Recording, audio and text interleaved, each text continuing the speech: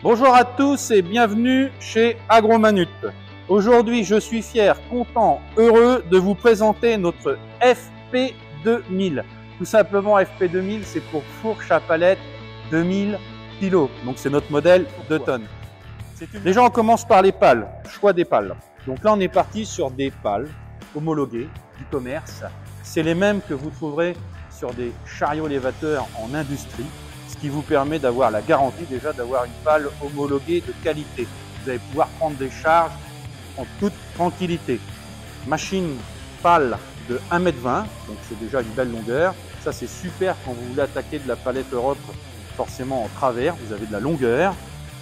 80 mm, donc ça c'est bien parce que tout simplement elles ne sont pas trop larges. On sait très bien que c'est un problème quand on a des pales très larges, quand vous avez certaines palettes trop larges, trop épaisses, on n'arrive pas à s'enfiler dedans, c'est compliqué.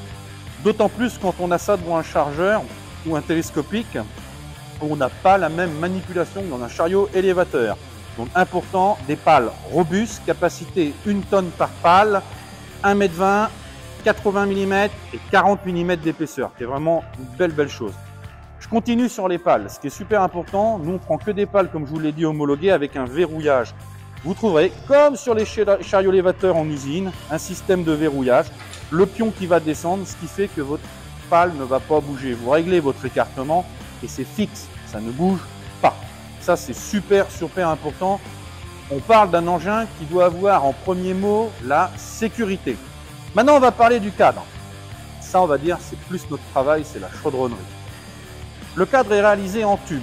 Alors, vous allez me dire un tube, oui en tube il y a toute taille de tube. Nous on prend du gros tube. Tube 80 par 80 sur lequel on va venir souder une plaque de glissement supérieure crantée.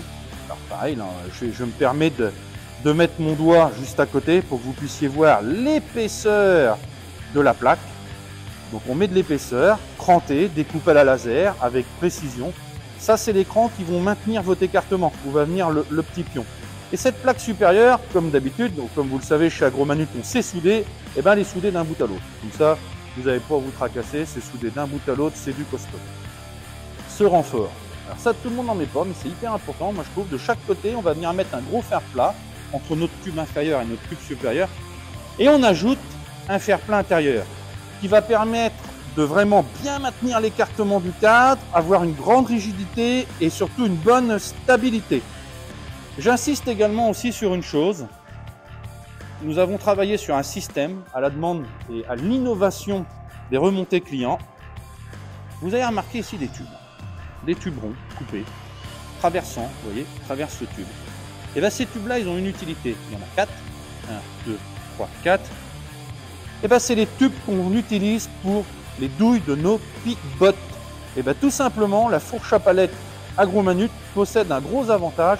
Vous pouvez enlever les pales, vous allez pouvoir mettre des dents de pick-bot et à la saison, quand vous faites de la paille, du foin, la fourche à palette devient le pick-bot de la ferme. Et aujourd'hui, j'en profite pour appeler Thomas, inspecteur Agromanut, qui est notre technico-commercial, qui travaille sur la région nord-ouest. Et Thomas, j'aurais aimé avoir un petit peu tes remontées clientèle. Qu'est-ce que disent tes revendeurs, tes agriculteurs, quelles sont les remontées sur notre outil? Ouais, bah tout à fait. D'abord, bonjour à tous. Merci de m'accueillir sur la vidéo. Et les retours sont simples, hein, des très bons retours, que des retours positifs. Voilà, ce qui fait vraiment la différence par rapport à nos concurrents, c'est cette option pick-bot qui est vraiment énormément appréciée.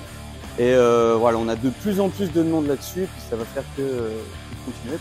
Et puis a priori, je vois bien, moi je le vois parce que comme chacun a un peu sa place, moi je suis plus au bureau d'études et à la production. Et c'est vrai de ce que tu me disais, et puis je le vois, on n'arrête pas de produire Thomas, hein, non, ça cartonne. Hein. On n'arrête pas, on a de la demande, on fait que d'en livrer. C'est vraiment un produit vraiment phare, comme tu disais. Les caractéristiques sont présentes, on n'a plus besoin de les présenter. Donc non, vraiment, je suis très satisfait de ce produit, et puis c'est des retours qu'on a aussi là-dessus. Et bien alors maintenant, pour faire un petit résumé, on va faire un petit résumé. Merci encore Thomas pour ton intervention. Un petit résumé simple. La FP2000, donc fourche à palette, capacité 2 tonnes. Gros cadre, gros tube résistant, du fer plat de chaque côté, un fer plat intermédiaire parce que là on en manche, on met la résistance. Gros guide en haut, gros guide en bas, de l'épaisseur, on maintient des fourches à palette homologué. Et le gros avantage, on en revient, les douilles transformables en Pickbot. Alors moi, je vais vous dire une chose.